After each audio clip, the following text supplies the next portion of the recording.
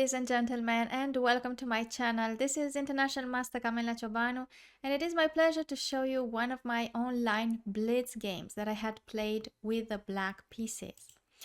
And we played a very fascinating French defense with the exchange variation. So white started with pawn to e4, e6, knight f3, d5, and white captures, we trade pawns, and white pushes the pawn in the center. I developed the knight on c6, knight c3, and now I pin the knight on f3. I want to develop the queen side first. As you can see, I developed the minor pieces from the queen side because I'm planning on castle on the queen side. So after bishop e2, I develop the queen. Now the king has a free pathway towards c8, h3, and I retreat my bishop to e6. And then I develop the bishop to d6. I would like to develop then the knight on e7. The bishop goes back to e3. He should have straighted, obviously. Now I develop my knight on e7 because I want to leave the f6 square available for the pawn. As you will see later, I will push my pawn. So knight to b5. Now he wants to trade my bishop and remain with a pair of bishops. So f6 now. And after the trade, I will recapture with my queen. Now the purpose of the pawn on f6 is to take control of the central e5 square and also to support the push of the pawn to g5 once my king will be castled longside.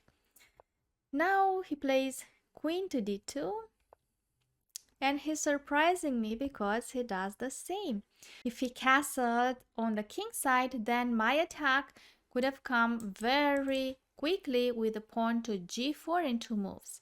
So after the long castle, I still push the pawn to g5 and trying to gain some more space on that side of the board. He plays bishop to b5.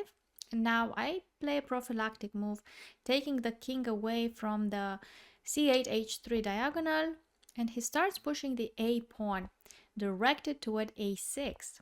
So he pushes it again, and now I definitely want to attack on the king side nevertheless, and white brings the queen up to c3, and at this point I bring the knight to d8 so that I will leave the c pawn open to push when needed. Now he pushes the pawn to a6.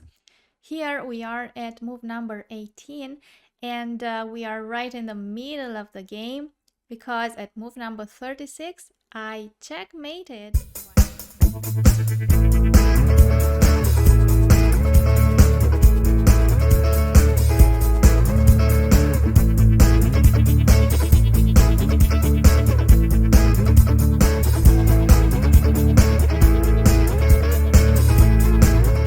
In the second half of this video, I will show you the rest of the game and how I managed to checkmate white's king. Please subscribe to Patreon in order to see the whole video. Thank you so much for your attention. I hope you will like this video and share it with your friends. Thank you again for watching, and see you next time.